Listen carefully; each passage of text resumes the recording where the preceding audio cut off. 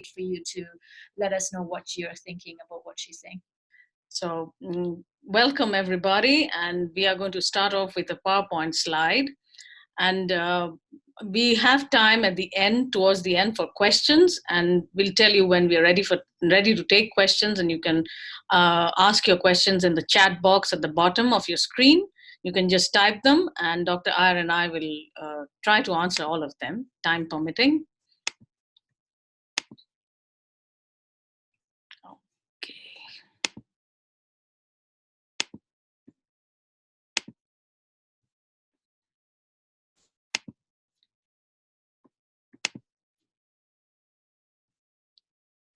So that's me and Dr. Iyer, and sorry, technical glitches.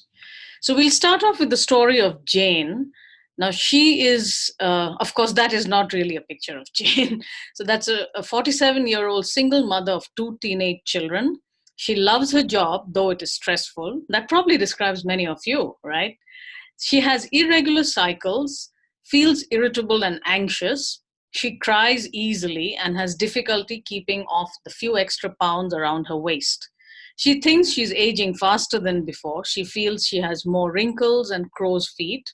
She has a family history of heart disease. She would like to know if hormone therapy will help her. So we will come back to Jane towards the end of our presentation. Meanwhile, we'll just start off with what happened with hormone therapy a few years ago. Why were women told that it is bad, it's going to kill you, it's going to give you breast cancer and more heart disease and stroke and all those things? And what has changed from that to what we know today? So what has changed in the world of hormone therapy?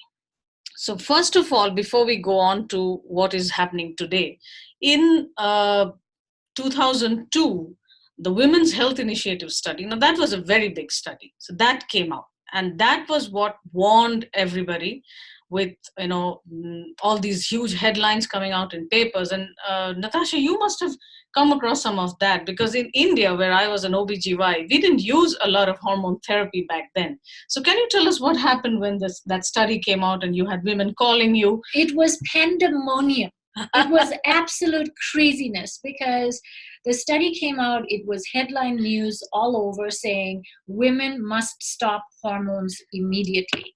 And you know how everything is in hindsight. When you have 2020, things look differently. But at that point, and I worked for a practice where one of the partners was female, and she had had a hysterectomy, and she was on Premarin.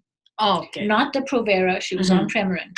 And she said, if I don't take these pills, I will end up in jail because I will kill someone. Like she actually said, she says, I don't care if I get cancer. I don't care if it kills me. I am taking this because I know who I am with it, and I know who I am without it. And, I was 30 years old at the time, had no real hormone issues or anything. And, we were just like, what do you do? And no woman that got benefits wanted to stop it. But you just followed what the evidence said, and they came out and they said this. And then, however many years, 4 or 5 years later, when they reassessed you're going to be talking about that, so let me not say that. But then she said, see, at least I didn't end up in jail and I'm still practicing.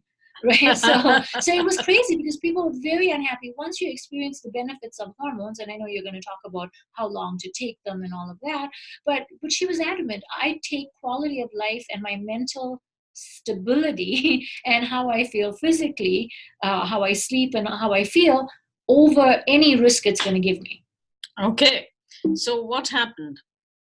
Now, that was then, and this is, so the Meno note is from the North American Menopause Society, and all of you will get a copy of this, though it's easily available on Google, but we'll still send it to you. So from there, when women were told you're going to die of breast cancer and you're going to have heart disease and everything, from that to this. So what changed in the years in between? So now the North American Menopause Society says every woman is different. Well, we all knew that, didn't we? And you must make a decision about whether to use hormone therapy or not.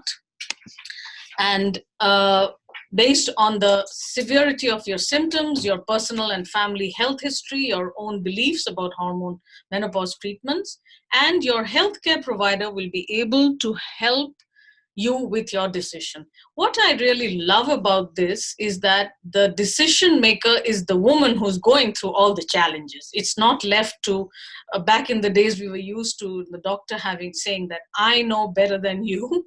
Well, thankfully those days have changed a lot. So our goal, Dr. Ayers and mine, is to give you the correct information that is updated, and you need to make the decision whether hormone therapy is meant for you, or it's absolutely fine if you think that hormone therapy is not for you. Both of us don't think everyone needs to be on hormones. Am I right, Dr. Iyer? Oh, no. I think everyone needs hormones. Well, no, I'll be clear. Everyone needs balanced hormones to experience maximum wellness. Absolutely. And balance is what is different for every single person. So what happened then? This is the Women's Health Initiative study. So this was the one that came out in 2002. And after that, women were deprived of hormone therapy. And very expensive study. Did you know they spent $1 billion with a B dollars on doing this study? So what happened is, you can see there were a whole lot of women on this. So these were women on hormone therapy. The important thing is these were much older women. So the average age was about 63. So you can see 50 to 79 years of age. And they were women on hormone therapy. But what was the hormone that they were using? So there were two hormones. One is the Prempro, which was a combination of, and I'll explain what those hormones are, though it may sound like, oh, that's a lot of technical stuff.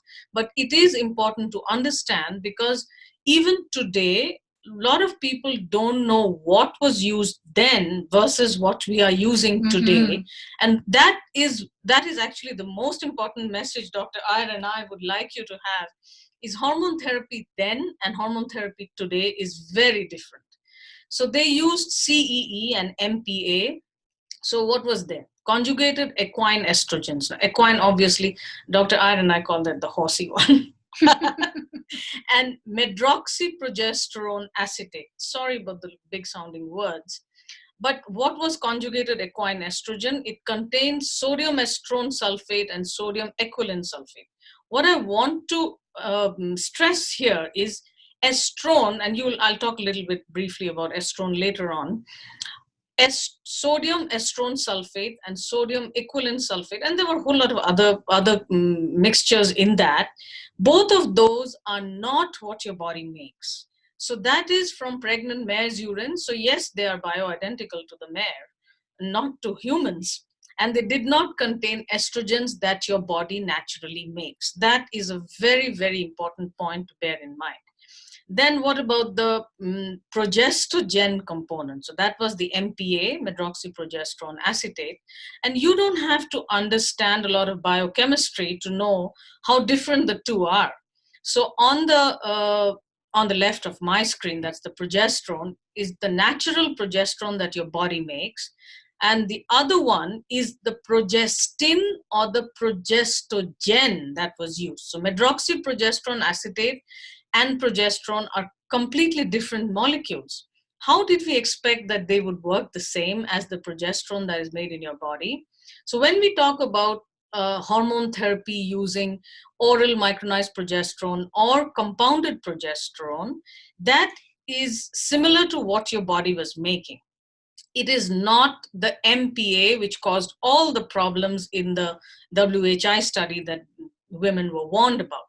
So in the WHI study, what they found is there was one branch of one group of women who did not use the progestin because they did not have a uterus. So the thinking is, if women don't have a uterus, they don't need the progesterone. And Dr. Iyer and I are going to say different things about that. But we're going to contradict that statement completely. So if you don't have a uterus, their standard recommendation is you don't need a progesterone. It still is. So it's still still is the standard in medicine that progesterone is only necessary in hormone replacement therapy protocols if the woman has an intact uterus, meaning you haven't had a hysterectomy. And when I was a resident in Obs and Gynae at the University of Alberta, I worked at the menopause clinic. And there was no distinction between progesterone and a progestin. They use the same word for both of them, even though they're so different. from then till today, it's estrogen only. And they only talk about estrogen for bone and all these other things, which you're going to come to. But yeah, it's very important to pay attention to this point. Not only are they very different, but traditionally and in allopathic medicine circles, it's not usual to use progesterone if a woman's had a hysterectomy. And this distinction between progestin, progestogen, and progesterone is so important that sometimes I have had to, email the authors of papers. Even today, sometimes in the medical literature, they don't always specify which particular progesterone was used. And I have emailed so many authors asking them, what was the progesterone that you had used? And then you find out that it was not. It was not what we are talking about. It was progestins most of and the so time. The reason we're hopping on this particular topic is that when you're talking to your doctor, know that most doctors do not understand that there's a difference. And I didn't as a resident in obstetrics and gynecology, or as a doctor who did obstetrics and gynecology for 8 years. I mean, I delivered babies for 8 years. I did women's health for a long time, and I'm still doing women's health. But we never distinguished between these two, and that is the issue. Oh, yes. That is the key absolutely. issue. So if you're having this conversation with your doctor and you're talking about a research article, or they're talking about an article, if they haven't clarified what the actual ingredient was or the medication was in the study, then you still don't know if you're comparing apples to apples or apples to oranges. Yes, that is extremely important. So from there, this is the 2017 Hormone Therapy Position Statement of the North American Menopause Society. And this is a statement that has been endorsed by numerous societies all over the world. So whether you look at Canada or India, or of course the US, North American Menopause Societies from the US. So all the major gynac or OBGY societies, women's health societies, all of them all over the world have actually endorsed this statement. And I am going to try to, this is a little distracting. I know how to get it away. Okay, sorry. We are seeing all your faces. Yeah. It's a little bit weird seeing all your faces looking at us. Thank you very much for joining us. But I think, okay, so getting back to where we are today. And this is a statement that probably if you want to discuss hormone therapy with your doctor, who's probably not as open to you using hormones, you might want to take with you. But the thing is, we'll send a copy for you. You can get it for free as well. Yeah. So, sorry to interrupt. Menopause has not been something well recognized as something that affects women and their lives. But if you're a woman having hormone issues or imbalanced symptoms, your whole life revolves around your hormones having problems. And the thing is that through all of my training, and I teach at the university, I precept a residence, I do still work in medicine teaching, and we still don't pay enough attention to the fact that menopause needs to be identified as something important and treated. And not just menopause, perimenopause, and perimenopause is now starting in women. You see hormone imbalance in 30-year-olds, right? Yeah. And so that there's a position statement from a menopause society is letting us know that the state of menopause or declining hormones and changing hormone levels is so critical, and look at the number of things that it is recommended for in this paper. So this is the 26-page document, and on the right side, we have kind of summarized it in simple words. So hormone therapy is the best treatment for hot flashes and night sweats that most of you are aware of. But what about all these other numerous conditions where hormone therapy can help? Now, some of these conditions, obviously hormone therapy is not the only solution, but then why should we deprive women of hormones if it is not a risk for them? And we'll talk about who are the women who should not be on hormone therapy. That will come later on. I like that you said, why should we deprive women? And here's a very important thing. When I teach patients, I say, in medicine, we have different levels for different ages. And so a 60-year-old woman, we say, oh, it's normal for you to not have estrogen because you're 60. And if you're 30 and you have no estrogen, then we say, oh, that's not normal because you should have estrogen when you're 30.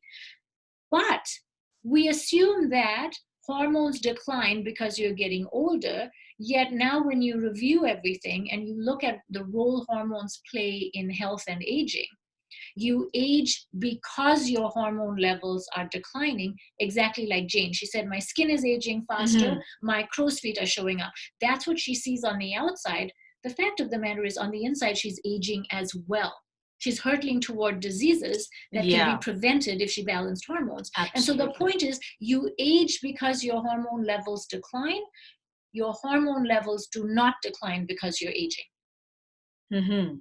So the other thing is now, I'm sorry, I don't know why this challenge is happening here. So what was hormone therapy before and what is hormone therapy now? So I talked about the conjugated equine estrogens, which were all given as tablets orally. So those were oral estrogens. Hormone therapy now is 17 beta estradiol as either a cream, a gel, or a patch. So that is on the skin. It's still prescribed as pills. Yes, it is still prescribed as pills, but oral estrogens have been shown to increase your levels of inflammation. Inflammation is not something you want. So when we talk about prevention of heart disease or hormone therapy in someone who already has heart disease, oral estrogens is definitely not for you. So that is the big difference between oral estrogens and transdermal estrogens.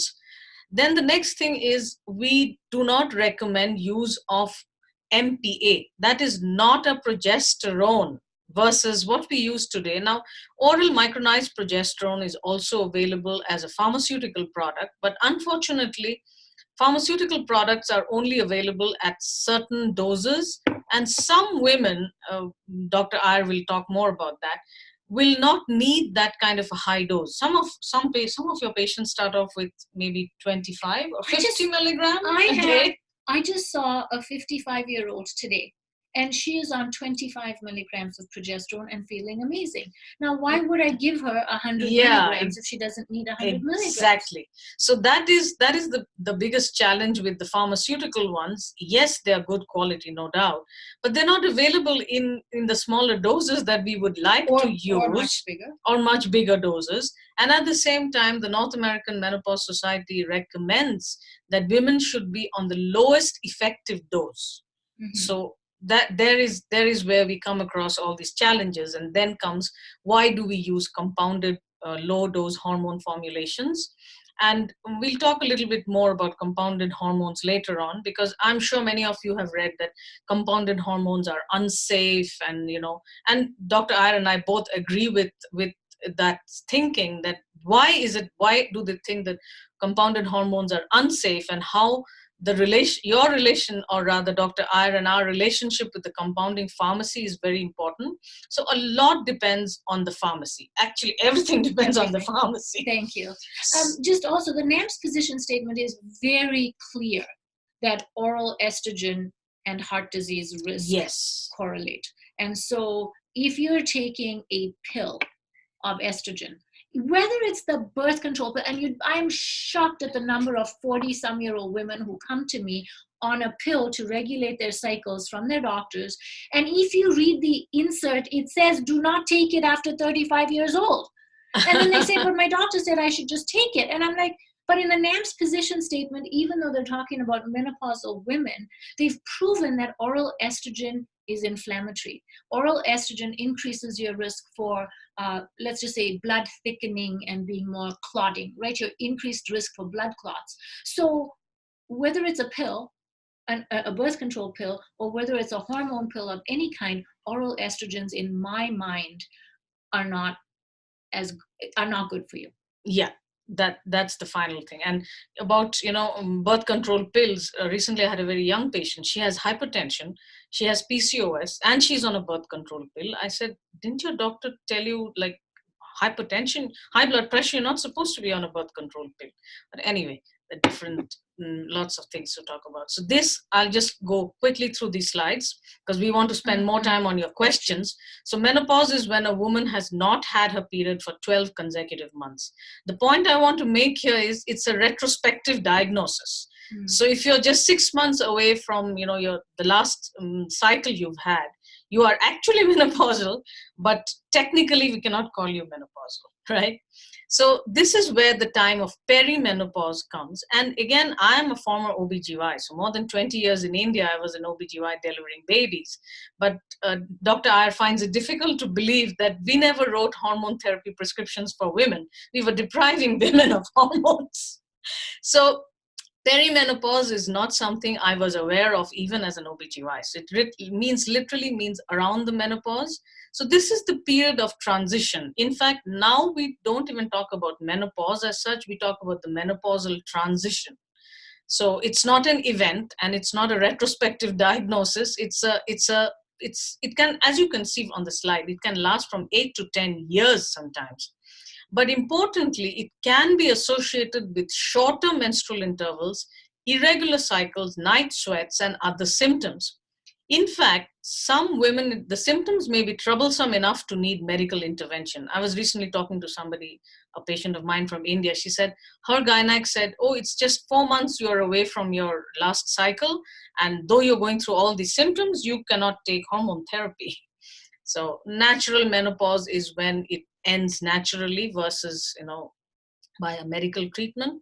Surgical menopause is when you've had a hysterectomy, that is removal of the uterus, even if your ovaries are removed or not removed. So even if your ovaries are kept, your chances of becoming, menopausal, the natural menopause, when the hormones decline, is much higher than it would be had you waited for your natural menopause. So usually within 3 to 5 years, and again, it depends on many different factors, if you've had a hysterectomy, even if your ovaries are still there, you will become menopausal in terms of your hormone levels. Premature menopause is at age 40 or younger, maybe natural or induced. So my concern is for those women who've had an early hysterectomy, and I was one of them, and I have no one to blame, Natasha. I was my own doctor to decide that. Back in the days, I didn't know. I had a few colleagues telling me, should you really consider that? I said, no, I don't want it anymore. So menopause at age 40 or younger, if even if it was because of a delivery or a benign condition, that means something that was non-cancerous, like a fibroid, or you had excessive bleeding, even then, the important thing is it's our duty as practitioners to recommend that you need to cover those intervening years when you would have attained menopause. So it depends. In North America, the average age of menopause is about 51 years. So let us say someone has had a hysterectomy at 40. So 11 years of her life, she's going to spend without hormones. No, that is not the standard recommendation. If she doesn't have any hormone-dependent cancer, hormone therapy should definitely be recommended to her. It's up to her whether she wants to go ahead with it or not, but I don't think we meet anyone who says they don't want to feel better.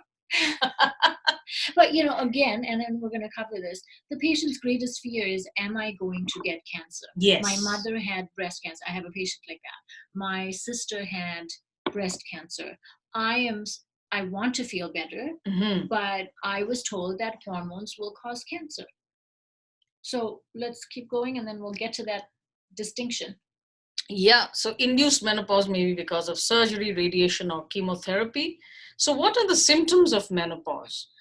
Now, I'm going to spend a little bit of time for you to just go through that. So, Natasha, what do you see on that our patients don't complain to us about?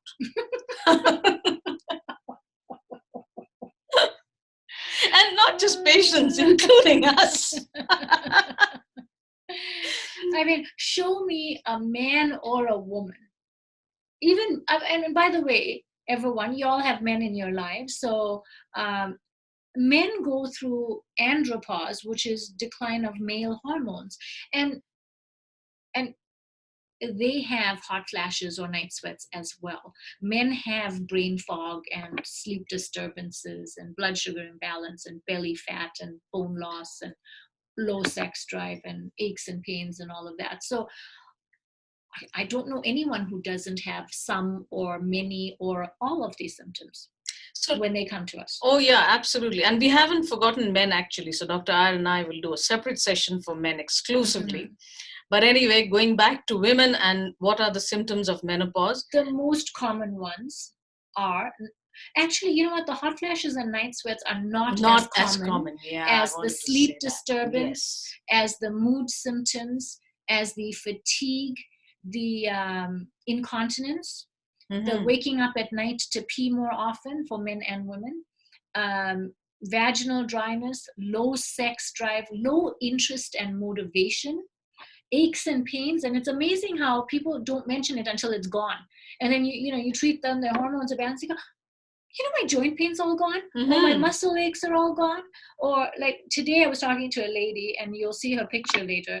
I mean, she's exercising harder and more and building more muscle at 68 years old than she did 13 years ago when she first came to me. Wow.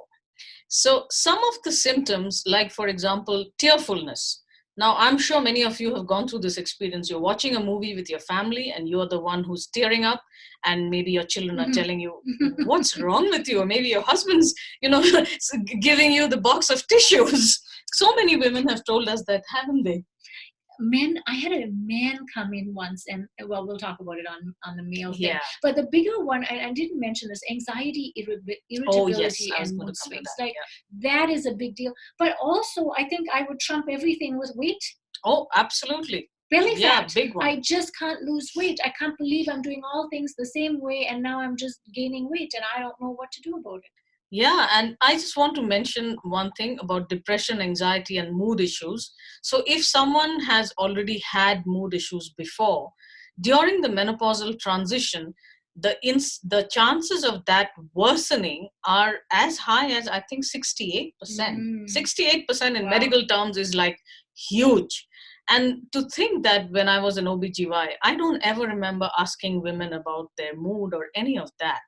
So versus now our intake process itself has a questions asking you, how's your mood? And every visit we'll usually ask, it's like a checklist of mood, gut, brain, mood, gut, brain, then weight.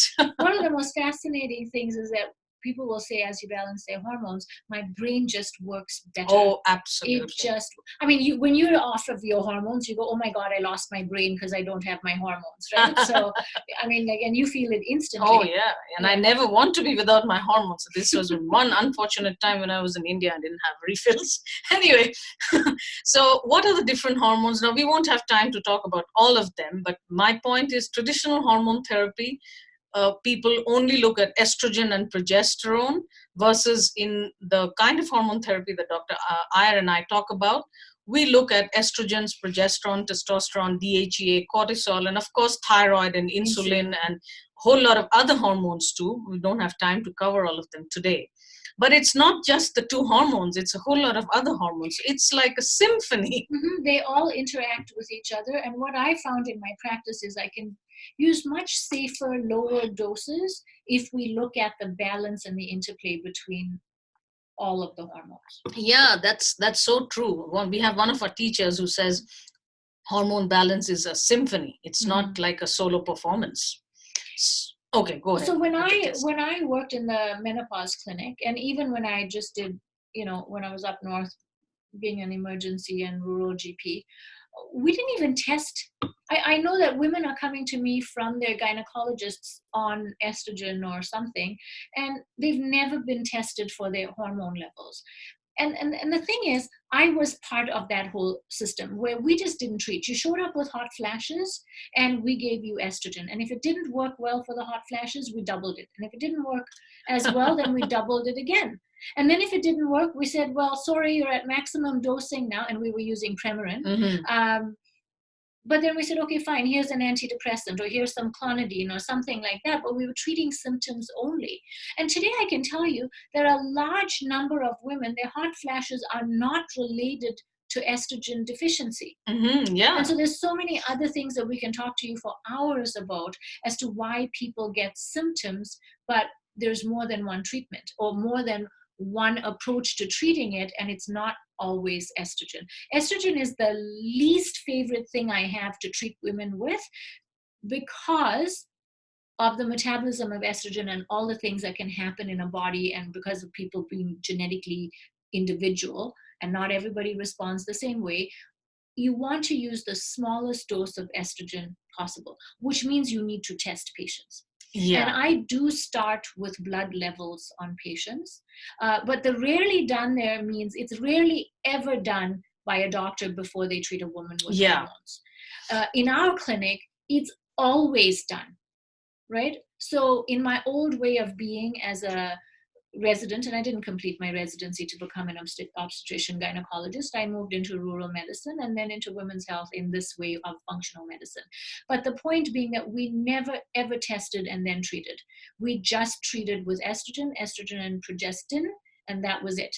Today, as like you've got the science and the research to show why saliva testing is valid. And then there's doctors and endocrinologists who tell patients that there's no such thing. But when you look at the scientific papers published, what are they studying? They're looking at saliva levels. So why would scientists and researchers use saliva if it was not scientifically valid? They would not.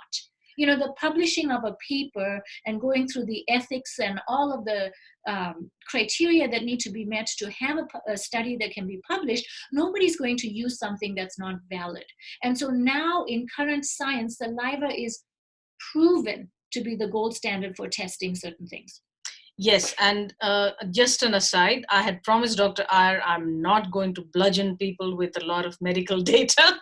So if any of you would like to have an access to the actual reference papers, just mention references on the email subject, and I will send you a long list, which you could probably go with to your doctor. So right, and so you'll notice that we're not putting 15 studies below and all of that, but yes, absolutely, everything we're saying, we have studies yes, and papers to share with you. It's not something Dr. Iyer and I have just thought of. and you know that this is my slide because there's no pretty pictures or anything on it. All the beautiful slides are Dr. Kar's. Oh, no. But then urine metabolites are what I use to monitor therapy.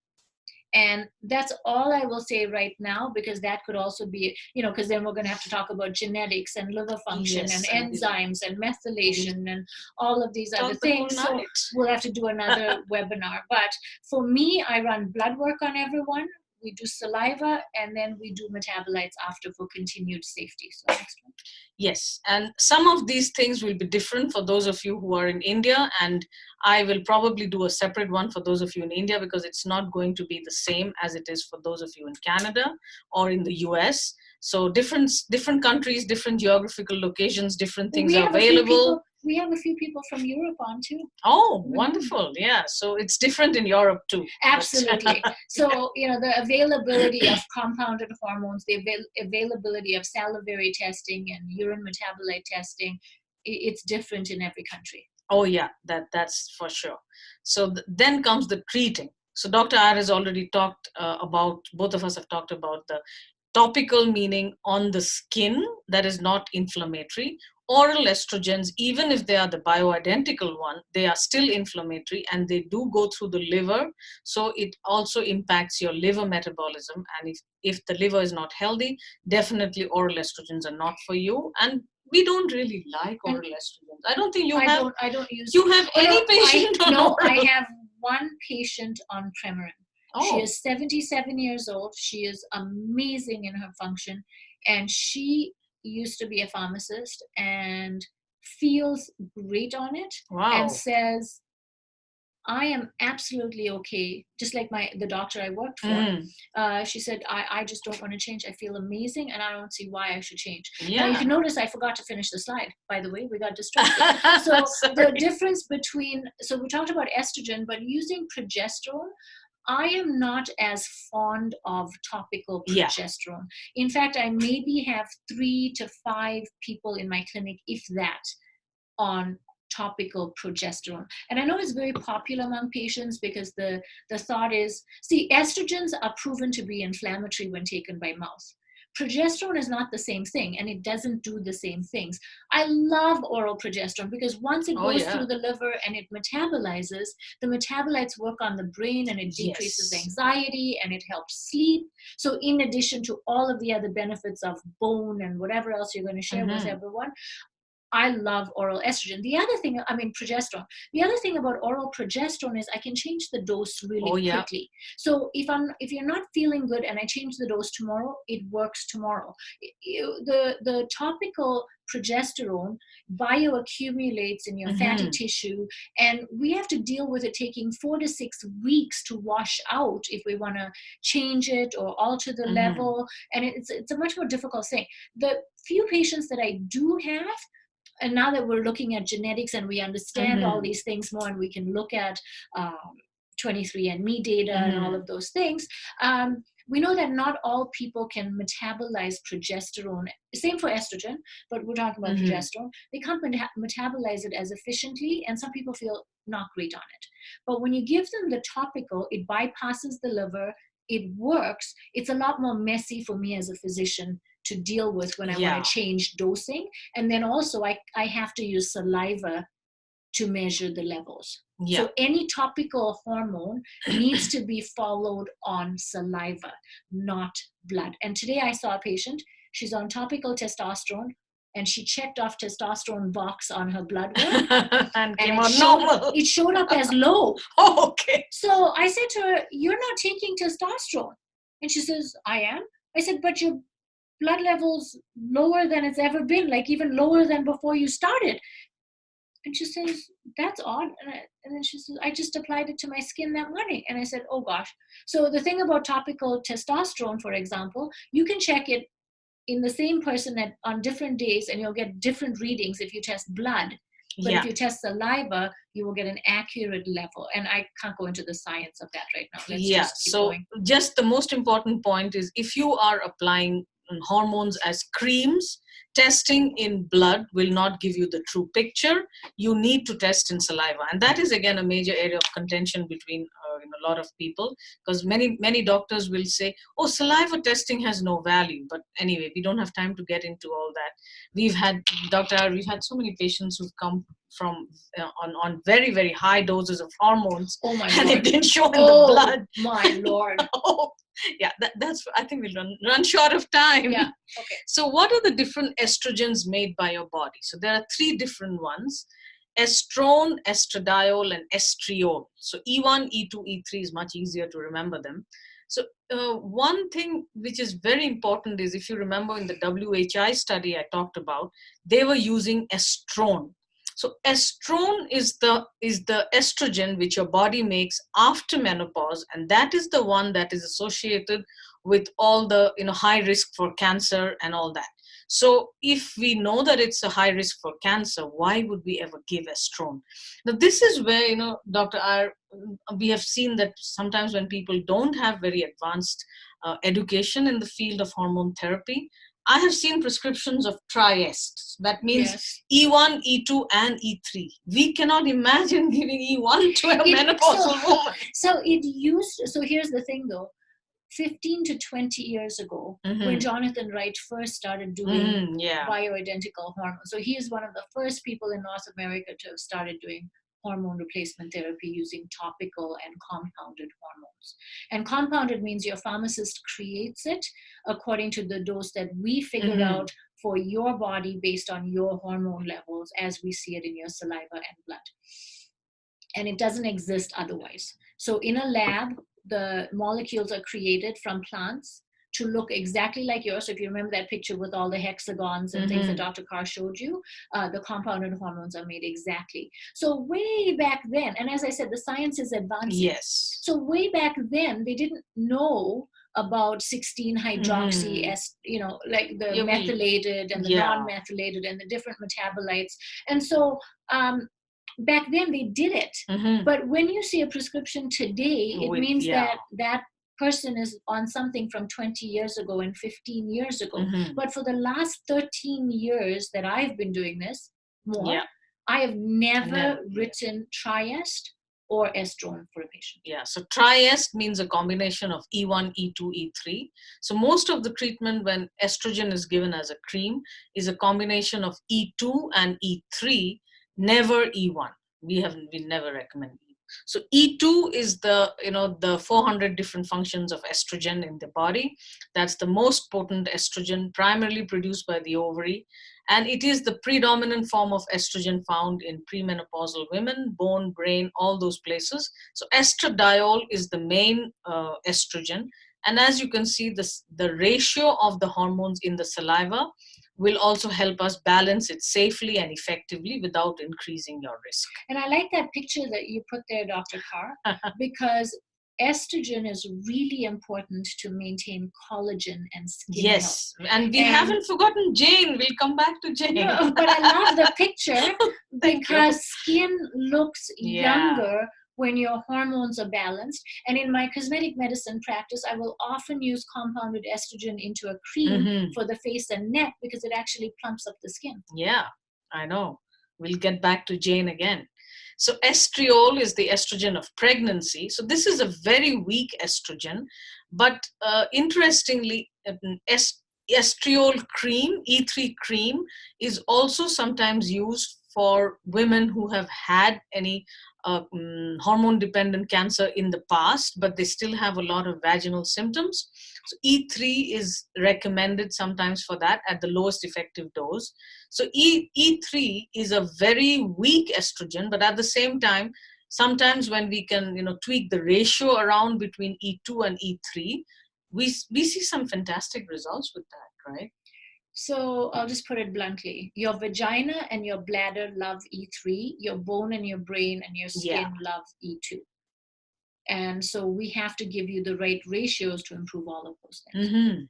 So progesterone is actually one of our favorite hormones, but I don't know why progesterone doesn't get the respect that it deserves, actually. So often you'll find people talking about estrogen replacement therapy. You need to be on estrogen. But we find that progesterone is so important, and particularly oral progesterone shows fantastic results, particularly in terms of sleep and mood issues and anxiety. So as you can see, progesterone prevents anxiety, levels decline during perimenopause, and sometimes actually progesterone levels decline even way before estrogen levels decline. And that's the PMS and the irritability and the anxiety and the poor sleep. And I'll just have a funny story. When I first moved to Calgary, I bought a practice from a doctor who was a day younger than God. And so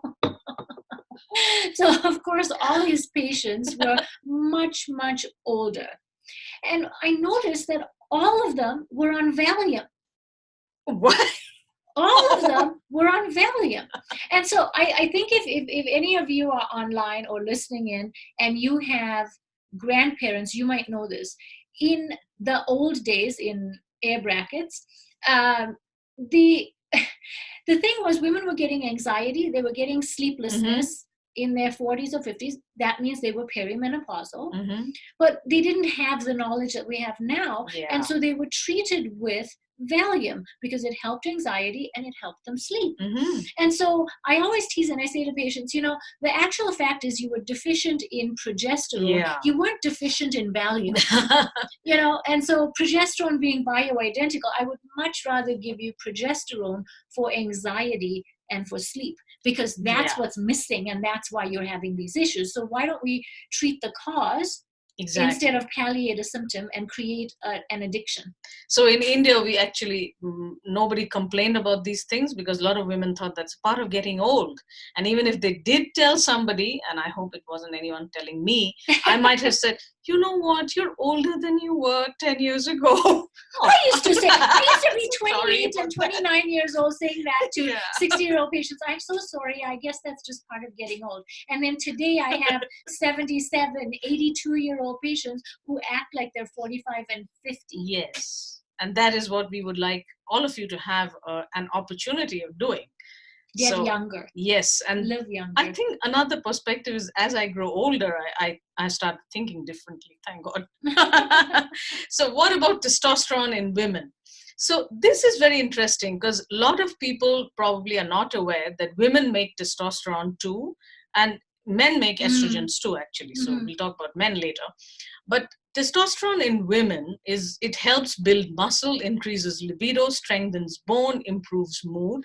Now here is where, when we talk about compounded hormones are not safe. So what happens is, in the pharmaceutical world, testosterone is only for men. So obviously men need and make a whole lot more testosterone than women. So where are we going to get the low dose testosterone that we would like women to be on if they have any of these challenges? And in the references, I think just 2 weeks ago, I posted on Facebook about, women and testosterone and how they were feeling better. It came out very recently in the paper. It'll be there in the list of references. It's life-changing. Oh, yeah, absolutely. So what happens when your hormones are not balanced correctly? And this can be because you're not making them, number one. Number two, if it is not done correctly, that is actually quite a big challenge, because Dr. Iyer and I see a lot of people who come from other practices where sometimes if people don't have adequate knowledge, they just, like Dr. Iyer said, your symptoms are worse, we just need to increase the hormones dosage, and then they are on stratospheric levels of hormones, and then it's a very difficult job getting them back to balance. And yet they still don't feel good. No, they don't. More. No. So these are some of the symptoms that you may come across if the hormones are not well balanced. Well, people come to us with all these things anyway, and then it's our job to balance it safely and correctly to get rid of these symptoms. But sometimes we have patients coming in saying, but I'm already taking hormones and I still have all these things. Or I have more of these things instead of less. So how can you tell me that hormones should work or will work? Because I don't believe it. Yeah. So what we're saying to you is that each hormone you get prescribed must be in the right ratio and balance and dose for you based on many different factors, which Dr. Kar will show you the constellation after. Oh, yeah. So now we are open to questions. Now, some of you have already sent us questions. Okay, let's start we'll start with those and then we'll go on ahead. So will hormone therapy prevent heart disease, stroke, dementia, or bone loss? So the standard of care, the recommendation is, now I hope I can make it very clear. So the standard of care says you do not use hormones to prevent heart disease, but at the same time, you can use hormones if you have those whole list of symptoms. Now you can see this list of symptoms. And as I said before, how many of you don't have any of those? So yes, will taking hormone therapy prevent you having a stroke or a heart disease? No, that is not the only thing that's going to fix that. If you have high blood pressure, you have to be probably on a high blood pressure medication unless you've lost weight and done all the other things. Taking only hormones and stopping your high blood pressure medications is not going to prevent stroke. Yes. So for clarity, if you want to go back to the slide, if you read that NAM's position statement, they are talking about prevention of heart disease, and they're talking about protecting cognition. So your cognitive function, dementia is a loss of cognitive function, right? And so we know that it's brain protective. We know that it's heart protective. We know that it improves heart health, bone health, vascular health, everything.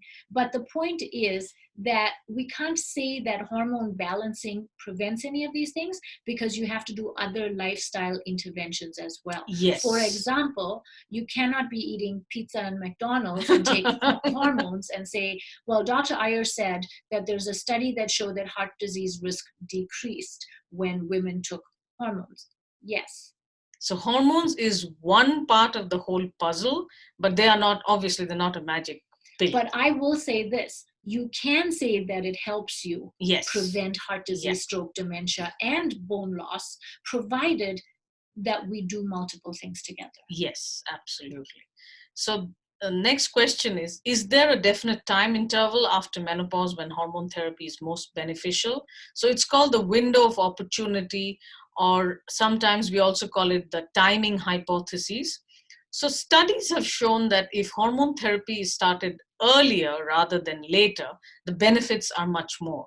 So what is the time interval for you? It depends on when you've attained menopause. So supposing you are somebody who's 40 years old and had a hysterectomy, For you, obviously, the window of opportunity is much earlier versus someone who is 51 years old and she has gone through a natural menopause and she is wondering whether she should take hormone therapy. So usually the time interval recommended, and again, it's different for different people, is about 6 years after the menopause is a good time. But that doesn't mean that you cannot start hormones after that. We'll answer that question Right, as well. And what I just want to point out here, like I like this point that you said, is there a definite time interval after menopause? Because for me, I like to start hormones right when they start declining. So if you're 32 years old and you're not sleeping and you're tearful and you've got PMS, I want to start balancing your hormones then. But this is very clearly saying what happens after menopause, meaning my body no longer makes hormones. Yes. And when your body is no longer making hormones, what did we say? You age because your hormone levels decline. So your risks for all the diseases of chronic aging and your internal aging and your external aging are accelerated once you stop making hormones. But this window of opportunity is the best time is within the 6 years. However, that doesn't mean if you're 6 years past that it's not useful for you. So are compounded bioidentical hormones natural? Obviously, the answer will depend on what do you call natural.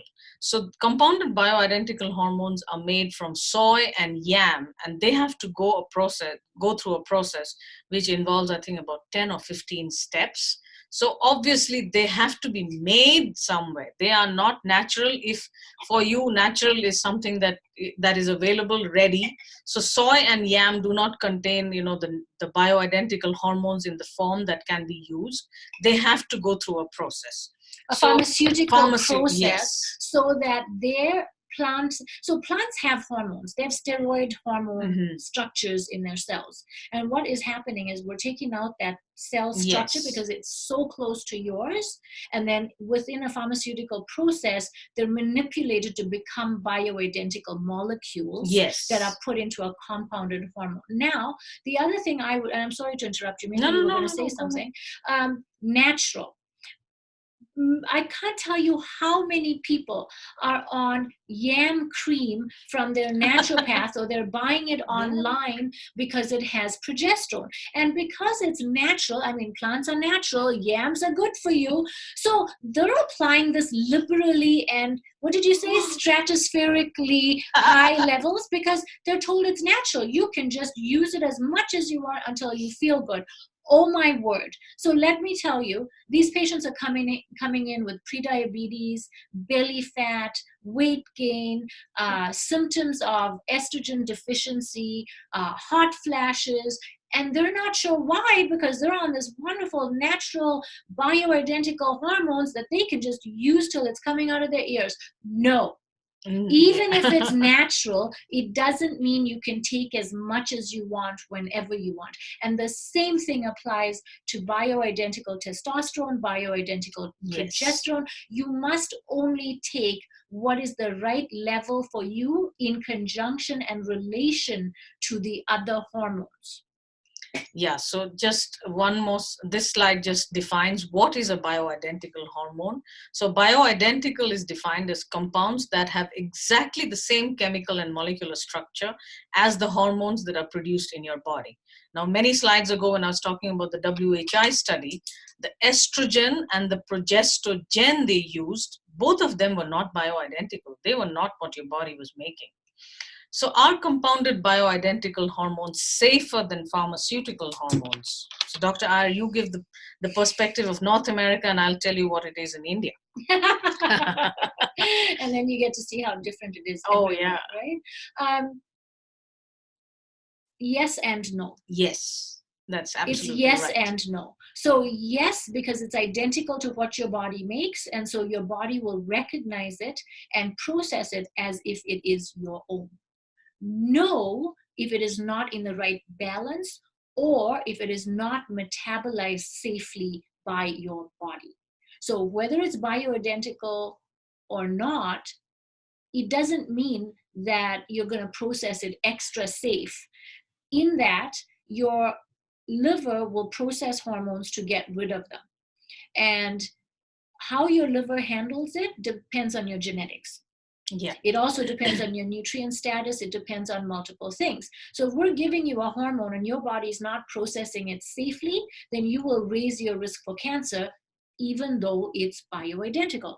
That's why we do saliva testing. That's why we measure metabolites of hormones. That's how we can do bioidentical hormones safely. Now, the other thing is, yes, bioidenticals are safer than pharmaceutical if you're looking at Premarin versus biased, right? Or if you're looking at prometrium or progesterone versus medroxyprogesterone acetate. Absolutely, compounded are safer than pharmaceutical. But when it comes to compounded being safe, I don't want you to think that just because they're safe and in air brackets natural, that you can just use them willy-nilly and randomly, and you don't need to be tested and you don't need to be treated. Yeah. The most important point here is it would depend on the compounding pharmacy, and hopefully we'll be having a compounding pharmacist talk to all of you about what are the challenges with compounding. So compounding is something which needs a lot of quality control, and that is an entire specialty, and people have to invest thousands of dollars in all those equipment. So if Not thousands, upwards of $100,000. Thousands of dollars. Anyway, so the thing is, if the compounding pharmacy doesn't have the quality control in place, then obviously that is not safe. And many of you have probably heard that, very often it's being said that compounded bioidentical hormones don't go through the same quality control process as pharmaceutical hormones, but it would obviously depend on the pharmacy. So if the pharmacy has the checks and balances in place, then yes, definitely it is different. But if the pharmacy doesn't have the checks and balances in place, sometimes what happens is, let us say you have been recommended, 0.5 milligram of biased. And it may so happen that your first batch contains 0.5, the second batch contains less, and you're wondering, why am I not getting the same results from that? So the compounding pharmacies quality control and how they are going through that whole process is extremely important. And this is the reason a lot of my patients in India tell me, doctor, I'll just get the hormones from, some blah, blah, blah pharmacy. And I tell them the rule that I follow is, if I am not going to use the hormones from that pharmacy, I will not recommend them for you. So in such cases, the pharmaceutical ones may be a better option, because the quality is absolutely important. And we obviously don't want you to get onto higher risk for a whole lot of other diseases because of the problems with the compounding, not with the hormone therapy as such. And I think it's I just realized that there's a thing. We said compounded bioidenticals and then pharmaceuticals, but you do get bioidentical pharmaceutical hormones. Yes. So your bioidentical pharmaceuticals are your Estrodot, your Estropatch, your Estrogel. And so those are, but then all the difference is that it's a dose that we can't modify as well as, and I have patients on Estrogel. I have patients on Prometrium. It's, I have patients on L-troxin or Synthroid even, but those are not what we're talking about right now. So we do have pharmaceutical bioidentical hormones, and those are absolutely safe. They're no safer than bioidentical. Yes. Yeah, absolutely. And that's the reason I'm thinking, my patients in India, maybe I'm a little more flexible now. I'm a little more open-minded. Okay, if we can't have the best that is available, maybe we can have something that is not the best, but it's still much better than having nothing. That's right. This is something we hear so often. Yes, a patient was seeing a doctor in Vancouver, actually, and she was put on some bioidentical creams. And then she came to, she's from Calgary, but then she decided she would like to see me and have me look at it. So I adjusted all of her hormones, brought her into, balance and good levels. And then she went to a cardiologist through her family doctor, and he said, oh my God, you must stop taking these hormones. They're going to give you a heart attack. Mm-hmm. So what does science say? So Dr. Iyer, I do have one paper. You go right ahead. So this was a very new paper. This was from January 2019. So sorry, what is that we're getting across the screen? I'm sorry. Okay, don't mind the purple line. Yeah. Just forget about it. So this was a very big study done in the UK in a general practice. So thousands of women who had venous thromboembolism. So that is the clotting in the veins. And I'm sorry about that. Okay. So what the conclusions were is, in the present study, transdermal treatment was the safest type of hormone replacement therapy when risk of venous thromboembolism was assessed. So that is clotting. And transdermal treatment appears to be underused, with the overwhelming preference still for oral preparations. That emphasis is ours. So a lot of doctors who are recommending hormones, estrogens primarily, are still using the oral ones, whereas transdermal has already been shown to be way safer than the oral ones. And in the NAM's position statement, they're clear that transdermal estrogens are not inflammatory. Yeah. So I am not sure what happened with those bubble lines here. It's okay. Okay. So can estrogen form in the body even after a hysterectomy? And there are two parts to this question. The first part is yes. So after menopause or after hysterectomy, estrogens are also formed from your adrenal glands. And the other thing is, estrogens can also be converted in your fat tissue. So the scientific term is aromatization. So that is enzyme action on those, on some substances which can create estrogens. And estrogen after menopause or after a hysterectomy is a lot that is coming from the fat tissue. So if someone has excess body fat, back in the days we used to say they'll have less osteoporosis, less bone loss, because they're making more estrogen, but that is not the good estrogen. And just, I mean, I know I'm going off on a tangent here, but don't forget that xenoestrogens. And so, we can't talk about that today, but there are negative estrogens that come from your environment and daily living and habits and things that you're using, breathing, touching, that can stimulate estrogen receptors. And that's why you can still have estrogen in your body after a hysterectomy or after the menopause, but it might not be safe or healthy for you. Yeah. So yes, estrogen can form in the body after a hysterectomy. And if you have had a hysterectomy because of some cancer, and particularly hormone-dependent cancer, keeping body weight at a lower level would be very, very important for you. And of course, that's a completely different discussion altogether. And body fat percentage, to be more clear. And how can estrogen be kept low and also maintain good bone, skin health, skin and hair health? Again, it will depend on if you've had a hysterectomy because of hormone dependent cancer and your treatment is ongoing. It's a completely different conversation versus someone who is far away from their diagnosis of cancer. Then the treatment approach is quite different. So estrogen, it's not just a question of keeping estrogen low. Again, sorry about that complicated diagram. Many of you have probably seen this before. So it's in my office on the desk because we want to talk to you about it. So on this, you can see that Estrone E1, Estradiol E2, E3, these are the three estrogens in red. Yeah, bottom right-hand corner. Yeah. And all of them make these metabolites, the 2-OHE1, 2-MEOHE1. So all those in black are the estrogen metabolites. So we won't have time to talk about estrogen metabolism today. Most importantly, these can be tested in a dried urine test that is available everywhere. So the ratio of some of those and whether they are getting methylated, the MEOE1, that is extremely important. So methylation is extremely important for someone who wants to reduce the cancer risk or someone who's already had cancer treatment, but can do a dried urine test for these metabolites. And if any of them are abnormal, there are certain supplements which can help. Obviously, your lifestyle matters. Sugar and insulin resistance and maintaining body fat and not sitting constantly, all those would be, and I'm just rushing now because we're going to run out of time. So this is a conversation you need to have one-on-one. So my generic reply is that. And this is another question that came up. I had a partial hysterectomy, still have ovaries at 31, only 33 now, not on any hormone replacement or birth control. Weight gain has been increasing substantially.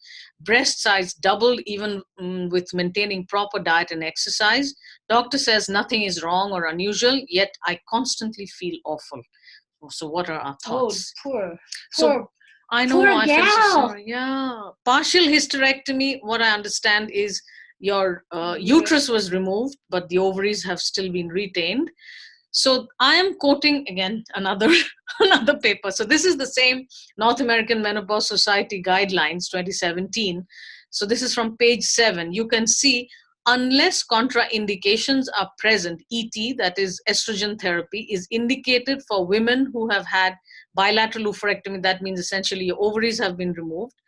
Anyway, I'm not going into all those really medical sounding terms, but the fact is, the key points in women with early natural or surgical menopause or premature ovarian failure, early initiation of estrogen therapy with endometrial protection, if you have the uterus preserved, reduces risk for osteoporosis and related fractures. Dyspareunia is painful intercourse, and benefits seen in studies for atherosclerosis, that is essentially your heart disease risk, cognition, dementia, everything. Interestingly, younger women may require higher doses for symptom relief or protection against bone loss. Absolutely, because when you're younger, you have more hormones. And if she's, at 31, she's menopausal. The average age of menopause is 51, so 20 years to live without hormones. To be losing bone, to be raising your heart disease risk, and weight and all of that. Yeah. So yes, you definitely, you need hormones. And but again, yes, but again, that is a conversation you need to have one-on-one. So what about hormones and as neurosteroids? So in the last slide, and before that, we talked about women who do not have a uterus, do they need progesterone?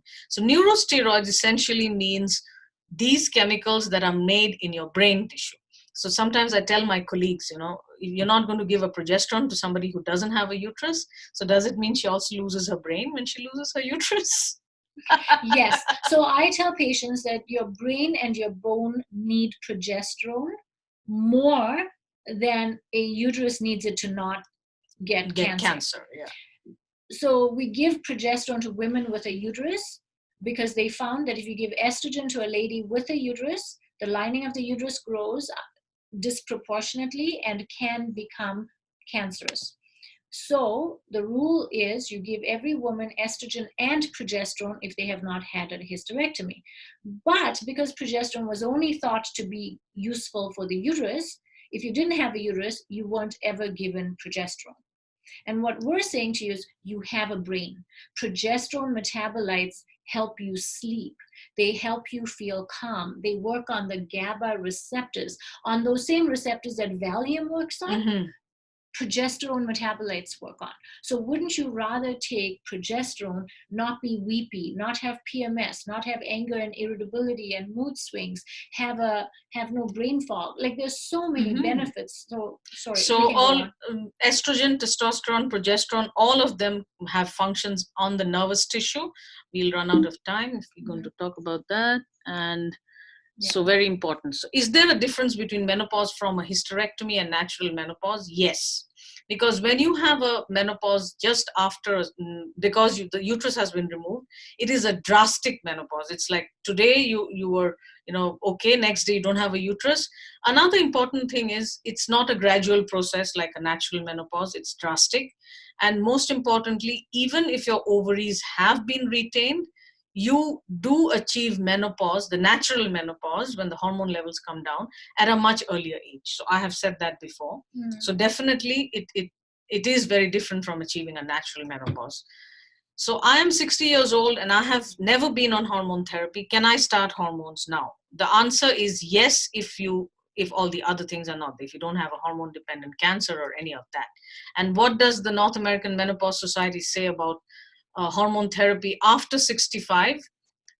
Essentially, briefly, I'm just saying what it means is, yes, you can have hormone therapy, provided you know what you need to do. It's not like you just have a hormone prescription and then you don't meet your doctor for 2 years, 3 years, 1 year, 1 whole year, and you don't know what else is happening.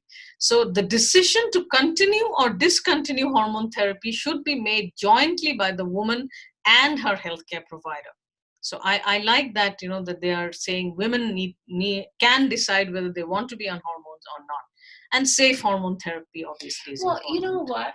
I have a patient who's 82 years old. Mm-hmm. She bikes, hikes, golfs. She acts like she's 50 or 45 even. In fact, a lot of times she can act like younger than me.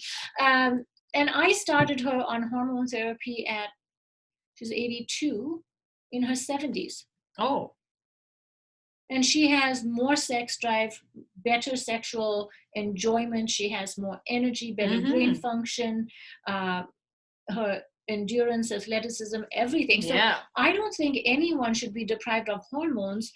And if there are risks, we can work with those risks. Oh, yeah, for sure. So, yes, when do you stop hormone therapy? There is no right time to stop hormone therapy. And the reason I brought Helen up is because she said, you can never take this away from me. Yeah. She says, wherever you go in the world, I will find you and you will keep prescribing them for me. Because I feel so good at 82 that I don't ever want to stop. And that's the point. If you age because your hormone levels decline, then why do you want to start aging by stopping hormones? Yeah. Just do it right and safe. So cancer and hormone therapy, again, that's a very long discussion. If you have a hormone-dependent cancer, no, and it's an active cancer, no. So this is more of a one-on-one conversation. Lot of things have to be taken into consideration. What about non-hormonal solutions for those people who cannot be on a hormone therapy? The whole lot of other interventions that you can. So we have come back to the story of Jane. So for Jane, Dr. Iyer, are you going to start her on aesthetic treatment first, or are you going to put her on hormones first, or should she start both together? All of my patients that come for skin health, I talk to them about hormones and I look at their hormone levels if they're interested.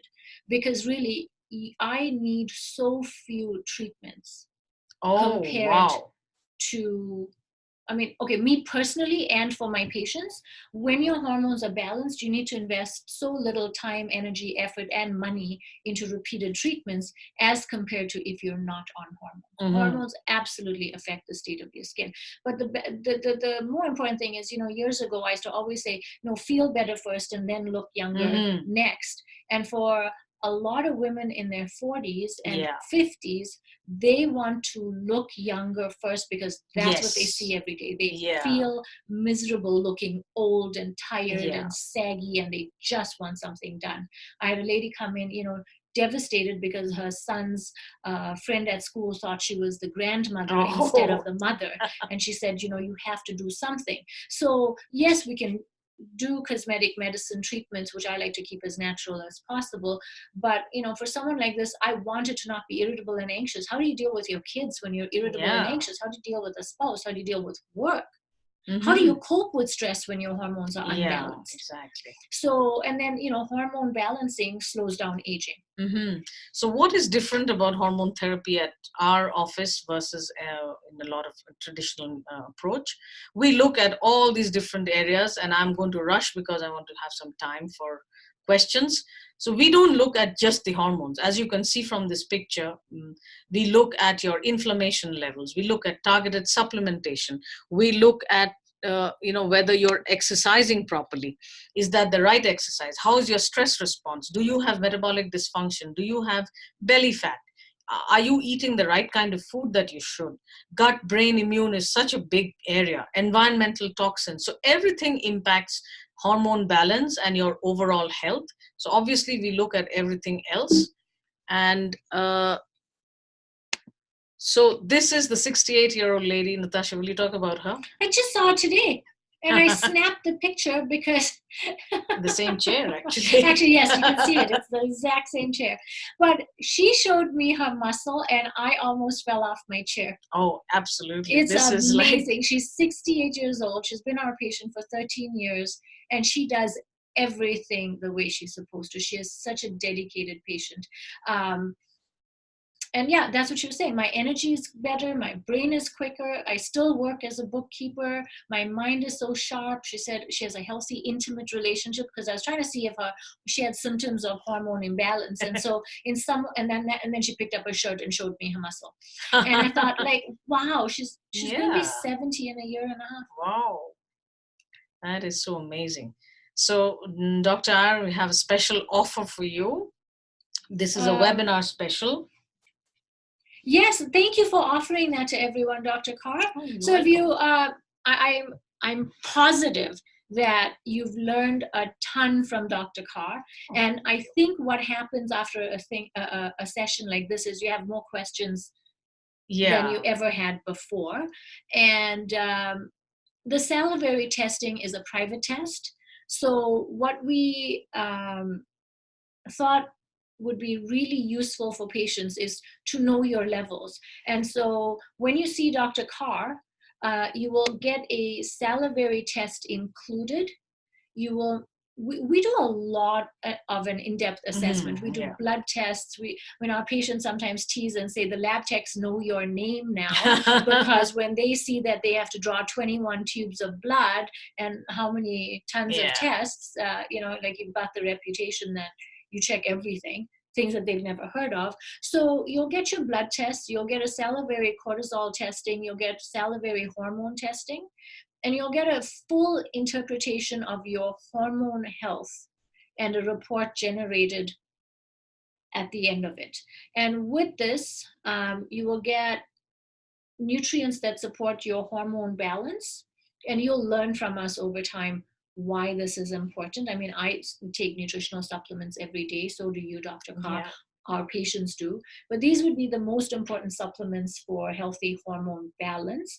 And then the other thing that's missing from there is that you get access to our membership site. So our membership site value is $47 a month. And on it, we have all sorts of information. We have everything from sleep hygiene handouts to, the details about what is estrogen, how to take it, where to apply it, what does it do, all the functions of it, what are the symptoms of it being low, what are the symptoms of it being high. We have nutritional coaching on there. We have lists of foods that are better to eat. We have weight loss workshops. We have a mindfulness and meditation series on there. It's we try our best to keep up with it, but between seeing patients, I may not always get to put all the information on the membership site, but you will have access to that for a year. So your total bonus, if you want to access this process with Dr. Kar, you're getting over $1,000 worth of extra stuff in addition to the fee that you pay. So, you're paying for your fee includes your saliva test and your visits with her. And on top of that, you're going to get your supplements and the membership site. So I think that that's incredible generosity from you to give us this opportunity to let patients see you. And I'm very thankful to you for that. Thank you. And to all of you sorry, I was trying to get to see you guys now. Yeah, I'm going to stop sharing the screen and you're back on video. So if you have any questions, just type them in the chat at the bottom of the screen and Dr. Iyer and I will answer those. Sorry. Yeah, so if you just hover your icon at the bottom of your screen, you'll see a little message thing with 3 dots. It looks like a little balloon. And then you can type in a message. Although I think most people emailed their questions in advance, like we suggested. And if any of you want to ask a question, I think you can just, if you want to ask instead of typing, can we just unmute them? Yeah. How did you do that? Did Sorry, I do that everyone, you're all muted. But now unmute. Okay. Oh, there we are. So everyone's unmuted. Please repeat. We just missed someone. I heard someone's voice. Hello? No, I think some of them, if they... Oh, hi. Someone's asking. Yeah. Hello? Hello. Bonnie, did you have a question? No, I did not. Oh, okay. Sorry, you just showed up as someone active. Okay, and then there's someone We missed as we go. Okay, maybe they're gone now. But hopefully you all enough information about hormones and hormone health. How about some feedback? How about what you learned or something that was interesting to you? Everyone's shy now. Look at that. We can see you all, by the way. We can see your name. We can't really see you. All the videos are off. Okay, we missed Karen again. Karen was saying something. Sorry, Karen, we didn't hear that. Oh, I don't know why I can't hear you. It's very broken in the audio. Oh, I'm thinking of something. Oh, there we go. I hear a voice. All right. Well, if everyone's shy, that's great. You have our email address. We'll be sending you a copy of the recording. We'll be sending you the link to the download for the document. Okay. Feel free to Shauna has a question. Yes, go ahead, Shauna. Hi, can you hear me? Yes, we can hear you. Oh, okay. So I'll be 55 in September. And yes, I'm in full menopause with the sweats, not sleeping at night, moodiness, you name it, I've got it. And so I have tried the Estrogel and the progesterone. I've always heard that you should not be on that long term. What's your opinion of being on synthetic hormones long term? I've been on them for approximately 5 years. Do you feel better on them? Yes, but after a while, after about 2 years, the symptoms started to come back. And I was nervous about getting my prescription increased. So, couple things. When they work for a while and then the symptoms come back, in functional medicine, we approach things very differently than how I would have done it as a regular family doctor or a menopause clinician, right?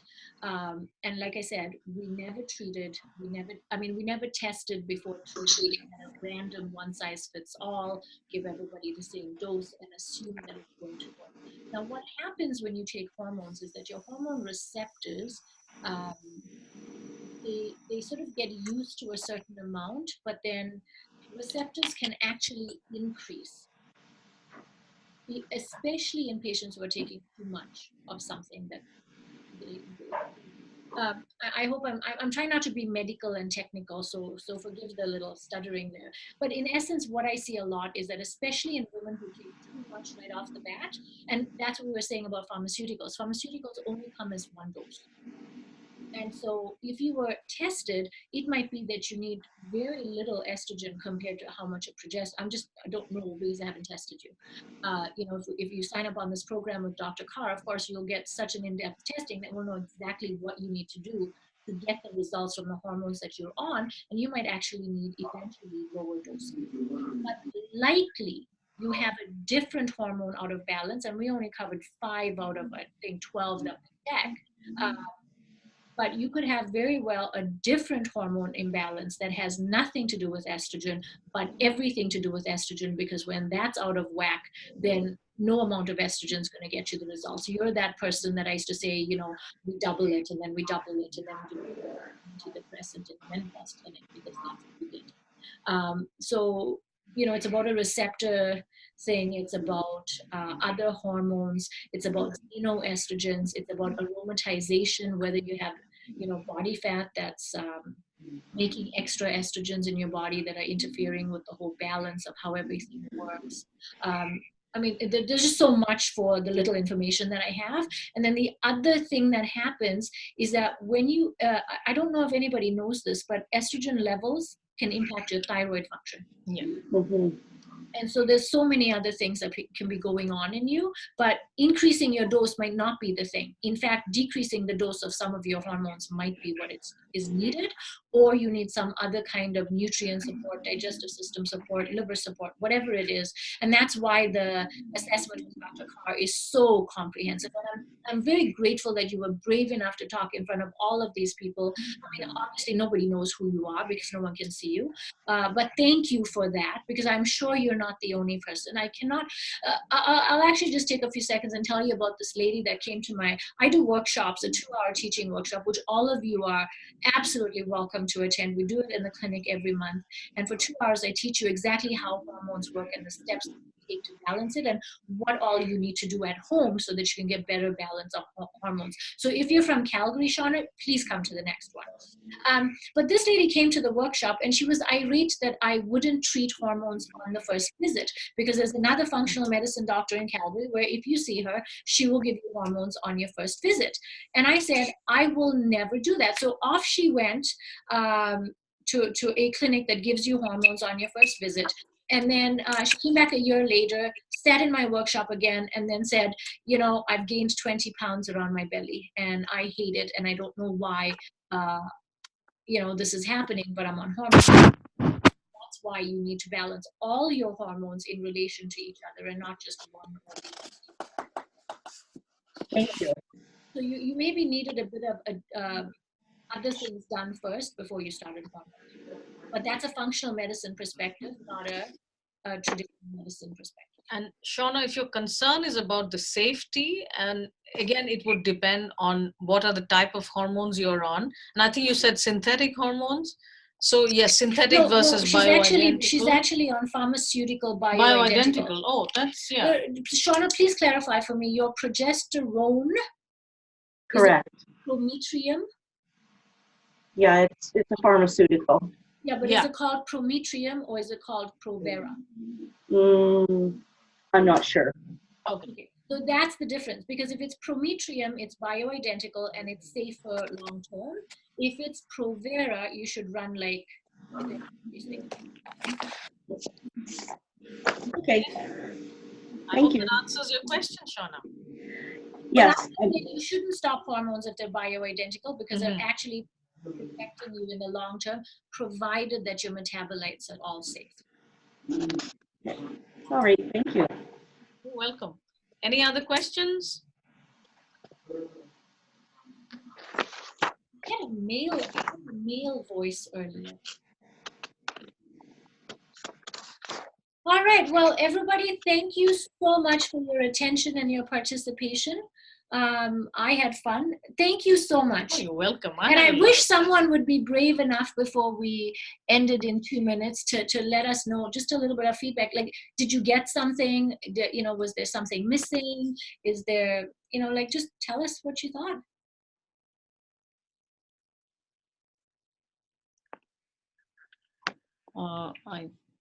Everyone's muted again. No, some are muted, some are not. So I'm just looking for any hands. I don't see any hands yet. Where will you see hands? Here, next. Oh. Okay, thank you very much for investing your time with us. We really appreciate that. And in case you think of some questions later on, please feel free to email us, and you'll get the recording, you'll get those North American Menopause Society guidelines, which is available on Google, but we'll still save you the trouble for looking for one. And if any of you need the references, please just email us and we'll send you the references. Those are the medical papers. And thank you very much. So bye now. Bye, everyone.